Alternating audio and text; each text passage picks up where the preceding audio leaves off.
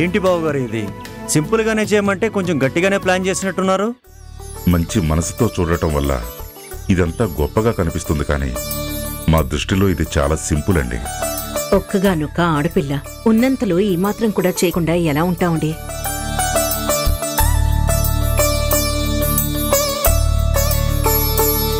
అమ్మా, గణపతి పూజ మొదలు పెడదామా? అలాగేనండి.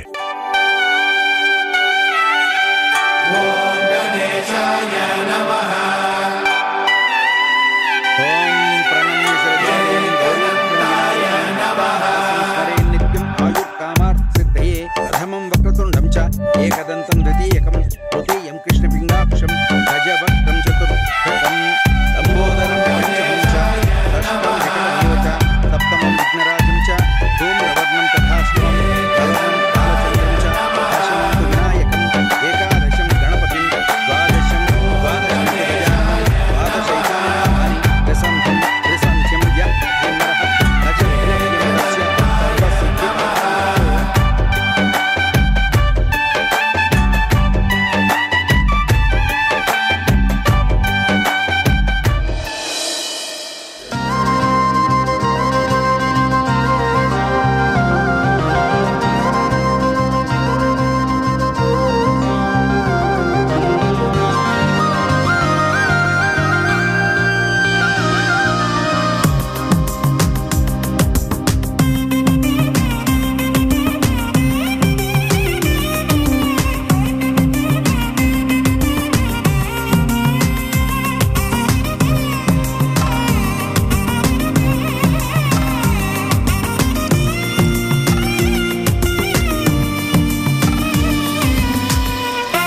అయ్యా, గణపతి పూజ పూర్తయింది.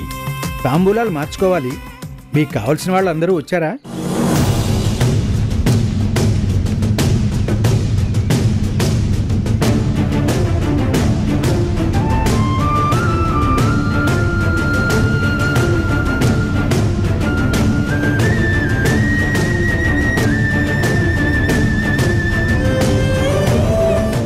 అన్నయ్య ఏంటి ఇంకా రాలేదు? రావాల్సిన వాళ్ళు, కావాల్సిన వాళ్ళు అందరూ ఉన్నారు. మీరు కానివ్వండి పంతులు గారు.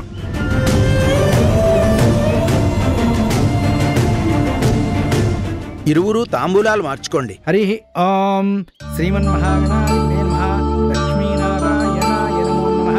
లక్ష్మీం క్షీరసుభద్రాయతనయాం శ్రీరంగధామేశ్వరీం దాసీభూత సమస్తదేవతాం లోకైకదీపాంకురాం శ్రీమన్మందకటాక్షలబ్ధవిభో బ్రహ్మేంద్ర గంగాధరాం ఓం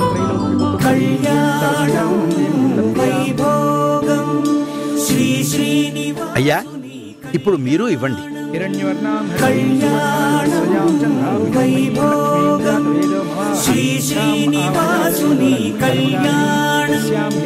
రఘువంశ రామయ్య యదువంశ కృష్ణయ్య దివి నుంచి ఈ భువికి దిగినారుగా మనసుల్ని మురిపించి ప్రేమల్ని గెలిపించి. వదిన గారు, నిశ్చితార్థం సంతోషంగా జరిగింది.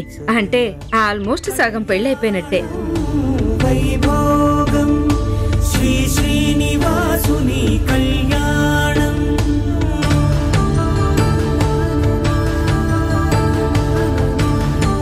పంతులు గారు, మేము మాట్లాడుకుని ఒక డేట్ ఫిక్స్ అయ్యి మీకు చెప్తాం. అప్పుడు లగ్న పత్రిక రెడీ చేయండి. అలాగేనండి. శుభం.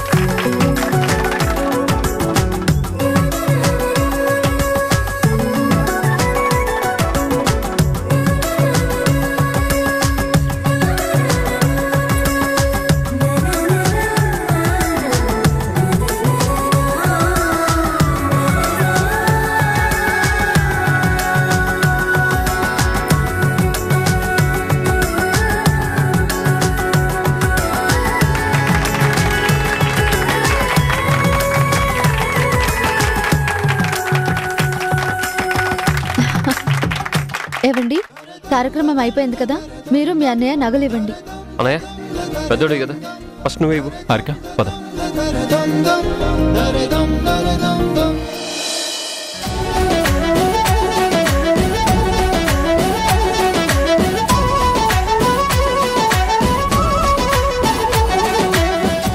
నచ్చిందా? బాగుందా? బాగుంది, థ్యాంక్స్ అన్నయ్య.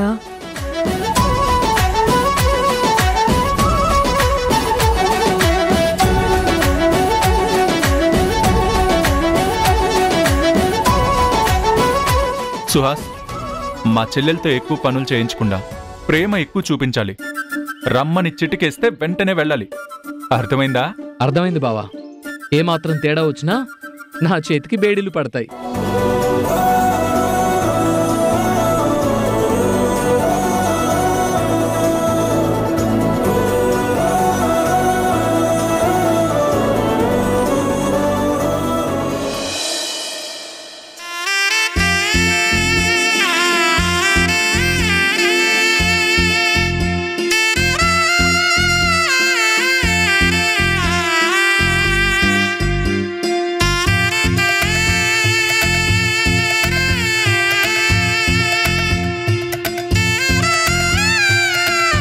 కంగ్రాట్స్ రేణు. థ్యాంక్స్ అన్నయ్య. కంగ్రాట్స్ రేణు. థ్యాంక్స్ వదినా. సుహాస్, మా చెల్లిని ప్రేమించడం, ఇంట్లో వాళ్ళని ఒప్పించి ఆ ప్రేమని పెళ్లి వరకు తీసుకెళ్లడం, మీ పేరెంట్స్ని మా ఇంటికి పంపించి మాట్లాడించడం, ఇవన్నీ తెలిసి నీ మీద నాకు పాజిటివ్ ఫీలింగ్ ఉంది. పెళ్ళైన తర్వాత మా రేణు లైఫ్కి ఏ ప్రాబ్లం ఉండదన్న నమ్మకం వచ్చింది. థ్యాంక్స్ బావా. అన్నయ్య గారు, వదిన గారు, అందరి సమక్షంలో ఇప్పుడే చెప్తున్నాను. నిశ్చితార్థం మీ ఇంట్లో జరిగింది కాబట్టి ఏం మాట్లాడలేకపోయాం. కానీ పెళ్లి ఖర్చులు మొత్తం మావే. మీరు అమ్మాయిని మండపానికి తీసుకొచ్చి అక్షింతలు వేస్తే చాలు.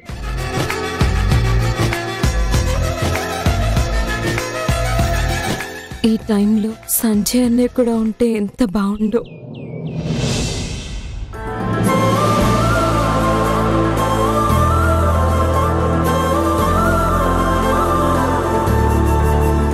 రేణు,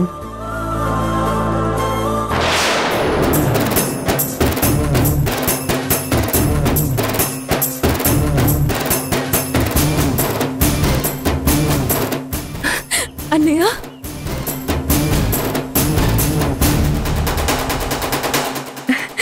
నువ్వు వచ్చినందుకు థ్యాంక్స్ అన్నయ్య. ఎందుకు వచ్చావరా? నీ వల్ల ఫంక్షన్ డిస్టర్బ్ అవడం నాకు ఇష్టం లేదు. మరేదా ఇక్కడి నుంచి వెళ్ళు.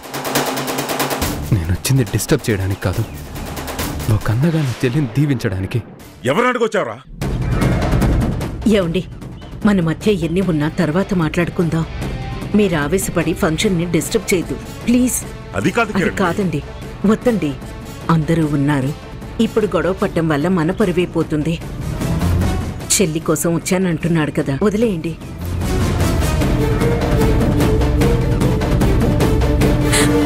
అన్నయ్య, ఫంక్షన్ అని తెలిసినప్పటి నుంచి నిన్ను ఎంత మిస్ అవుతున్నానో తెలుసా? నేను కూడా చాలా మిస్ అయ్యాను కాబట్టే వచ్చాను.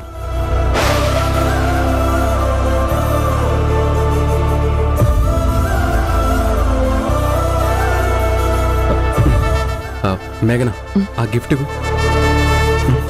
ఇదిగో, నీ ఎంగేజ్మెంట్ గిఫ్ట్.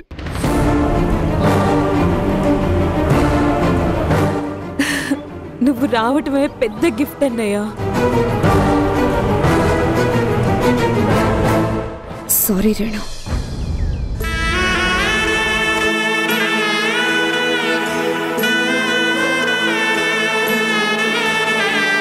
నేను నిజంగా ఎంత ఈడియట్నో, ఎన్ని నేరాలు చేశానో నీ వల్లే తెలిసింది.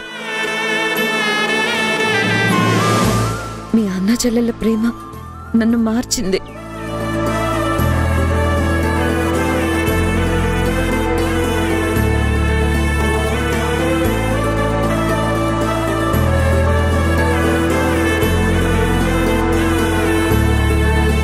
మీ అన్నయ్య ఈ ఫంక్షన్కి రావడం ఇష్టం లేకే ఇంటికొచ్చిన నిన్ను ఇన్సల్ట్ చేసి కార్డు విసిరి పారేశాను.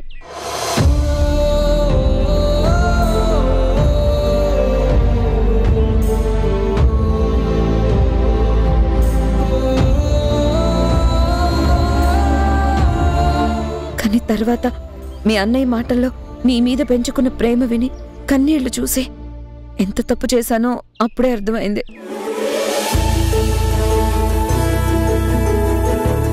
ఇది నిజం రేణు, నన్ను నమ్ము. మా నాన్న మీద ప్రామిస్ చేసి చెప్తున్నాను, నేను మారిపోయాను.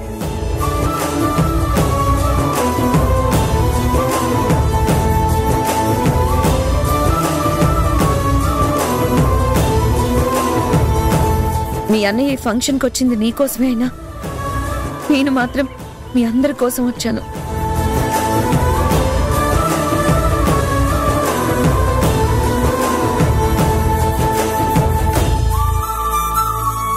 మీ అందరి విషయంలో నేను చేసిన తప్పులకి ఆటల్లో సారీ చెప్తే సరిపోదు, కాళ్ళ మీద పడినా తక్కువే.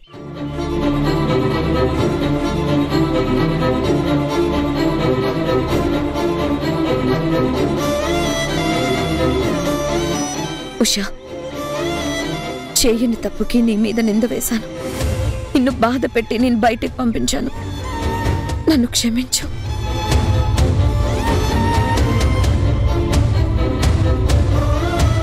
హారిక, అబార్షన్ టాబ్లెట్స్ నువ్వు ఇవ్వకపోయినా ఇచ్చావని చెప్పాను. అందరి ముందు నిన్ను దోషిగా నిలబెట్టే ప్రయత్నం చేశాను. I'm sorry. తరుణ్, కిరణ్, మీ ఇద్దరితో కూడా నేను చాలా రూడ్గా బిహేవ్ చేశాను.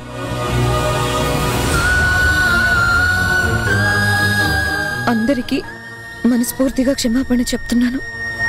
నన్ను క్షమించండి.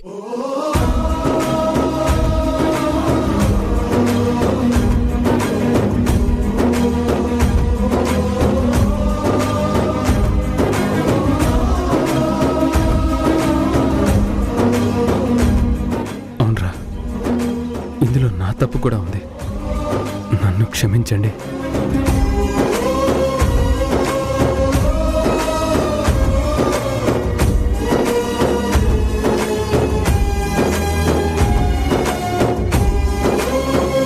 అత్తయ్య, నన్ను నమ్మిన మిమ్మల్ని మోసం చేశాను.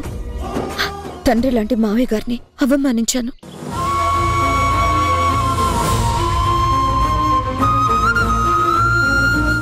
ఇంట్లో పెద్ద కోడలిగా పెద్దరికాన్ని నిలబెట్టుకోలేకపోయాను.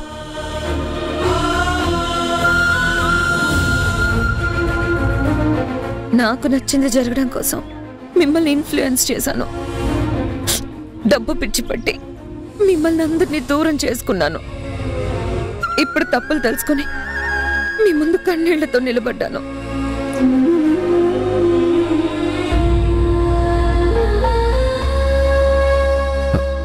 అమ్మా, మీరు వెళ్ళిపోయినప్పటి నుంచి మన ఇల్లు నాకు నచ్చడం లేదు. ఎక్కడ చూసినా మీరే గుర్తొస్తున్నారు. మనం హ్యాపీగా ఉన్న ప్రతి మూమెంట్ నా కళ్ళ ముందే కనిపిస్తుందమ్మా.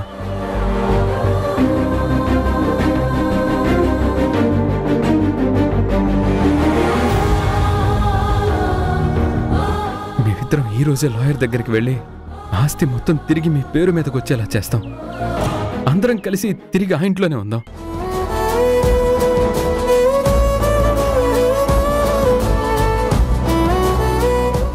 దయచేసి మీరంతా ఆ ఇంటికి రండి. ఇంకెప్పుడు మిమ్మల్నే కాదు, ఇక్కడున్న ఎవరిని పన్నెత్తి మాట కూడా అన్నను.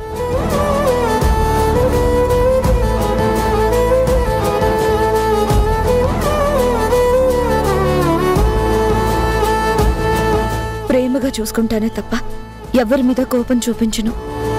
క్షమించమని అడిగే అర్హత కూడా లేని ఎన్నో పాపాలు చేశాను.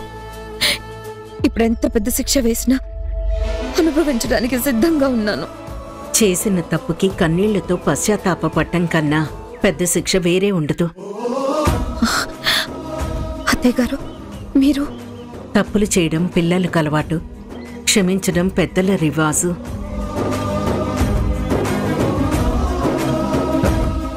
రే కిరణ్, తరుణ్, ఇప్పటి వరకు జరిగిందంతా మర్చిపోండి.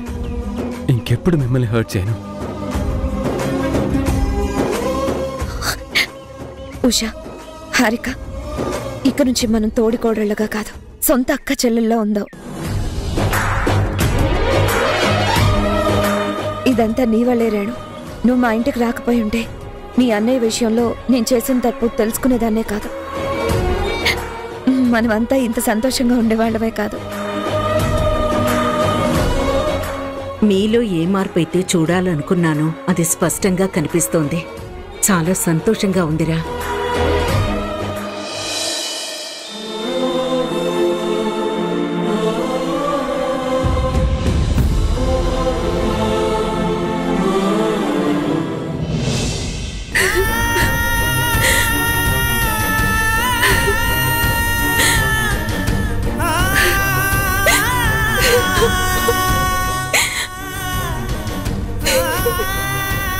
రేణు,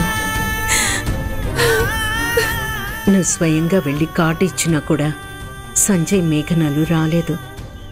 వాడు వస్తాడని నువ్వే కాదు, నేను కూడా ఆశగా ఎదురు చూశాను.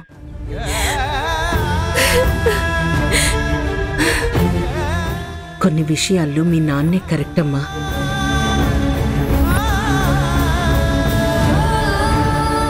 ప్రేమ లేనప్పుడు ఆలోచనలకు కూడా దూరం పెట్టడమే మంచిది. మనసుకి దగ్గరగా తీసుకుంటే ఆఖరికి మనమే బాధపడాల్సి వస్తుంది.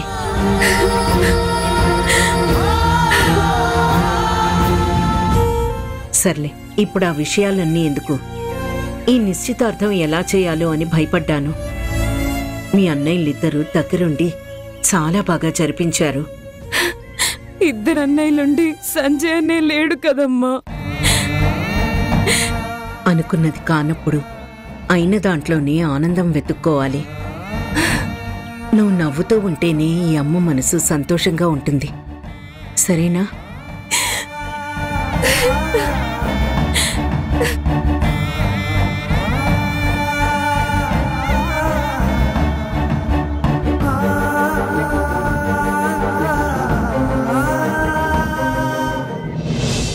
కంగ్రాచులేషన్స్ కిరణ్ గారు, మొత్తానికి మీ చెల్లి ఎంగేజ్మెంట్ సక్సెస్ఫుల్ గా పూర్తి చేశాం. Thank you.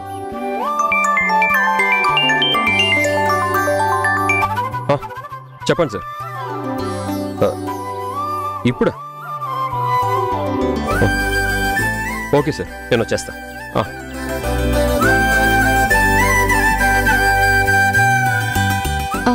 ఏమైందండి? నువ్వు రాసిచ్చిన పాట వాళ్ళకి బాగా నచ్చిందంట. స్టూడియో నుంచి రికార్డింగ్కి రమ్మని కాల్ వచ్చింది. అవునా? చాలా మంచి విషయం. కానీ నాకు ఈ ఫంక్షన్ని, ఈ సందడిని వదిలి వెళ్ళాలని లేదు. వాళ్ళేమో అర్జెంటుగా రమ్మంటున్నారు. నిజమే, కానీ వెళ్ళక తప్పదు కదండి. సరే, ఒక పని చేద్దాం. మీరు పాడబోయే పాట పెద్ద హిట్ అవుతుంది కదా, అప్పుడు మన ఫ్యామిలీని, సుహాస్ ఫ్యామిలీని అందరిని పిలిచి పెద్ద పార్టీ ఇద్దాం. అలా కూడా చేయొచ్చు కదా. అవునండి, అందుకే ఈరోజు మీరు కాన్ఫిడెంట్ గా పాడాలి. మీ పాటతో సింగింగ్ ఇండస్ట్రీలో మీ పేరు, ఫేమ్ మారు మోగిపోతుంది. సరే, నేను బయలుదేరుతాను. అదే వీళ్ళకి చెప్పాలండి. వద్దు, చెప్తే ఫీల్ అవుతారు. నువ్వే ఏదోలా మేనేజ్ చేయి. సరే, బాయ్.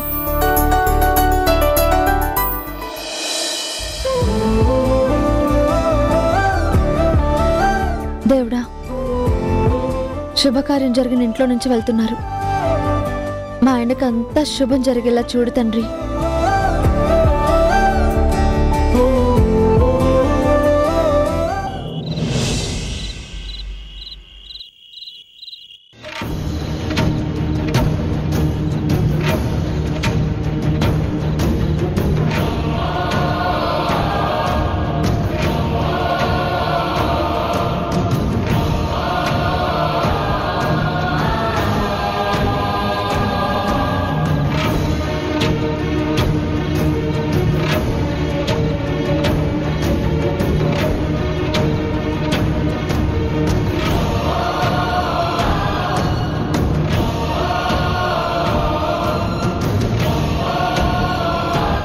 ఏంటి సంజయ్ ఇది? పొద్దున్న నుంచి తాగుతూనే ఉన్నావు, అవసరమైందంతా? అవసరమే. అన్నగా నా చెల్లి నిశ్చితార్థాన్ని ఒంటరిగా సెలబ్రేట్ చేసుకున్నాను. పిలువని పేరెంటానికి సెలబ్రేషన్స్ ఏంటి అసహ్యంగా?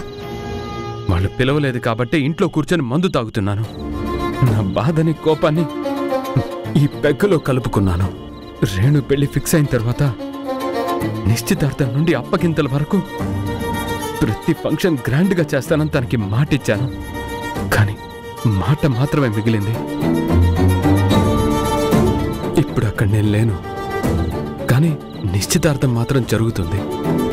అందరూ కలిసి నన్ను పరాయివాణ్ణి చేశారు. ఆ విషయం నీకిప్పుడు తెలిసిందా? మన మీద కోపంతో వెళ్ళిన వాళ్ళు మన వాళ్ళు ఎలా అవుతారు సంజయ్? ఇక నుంచి ఎలాంటి కష్టాలు వచ్చినా నీకు నేను, నాకు నువ్వు, ఇది మాత్రమే నిజం. మనదే నిజమైన ప్రేమ. నేను మా చెల్లి గురించి మాట్లాడుతుంటే మన మధ్యలో ప్రేమ గురించి మాట్లాడతావేంటి మేఘనా? ఆ రోజు గొడవ పడుతున్నప్పుడు అందరి మీద కోపడ్డాను, కానీ రేణుని ఒక్క మాట కూడా అనలేదు. ఎందుకో తెలుసా? నా చెల్లంటే నాకు ప్రాణం.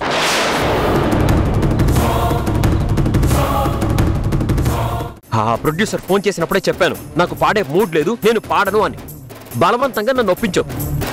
ఇలా జరుగుతుందని నాకు మాత్రం ఏం తెలుసండి? వాళ్ళు అలాంటి వాళ్ళని తెలిస్తే నేను పాట కూడా రాసేదాన్ని కాదు. వద్దు మేడం, మీలాంటి టాలెంటెడ్ రైటర్స్ ఇలాంటి డెసిషన్స్ తీసుకోకూడదు. మీ ఫ్యాన్స్ హర్ట్ అయిపోతారు కదా. అయ్యో అలా మాట్లాడకండి. పాట రాయడం నా తప్ప? అవును తప్పే, అవును తప్పే, అవును తప్పే, అవును తప్పే, అవును తప్పే. నువ్వు రాసిన పాటని అడ్డు పెట్టుకునే వాడు నన్ను అవమానించాడు.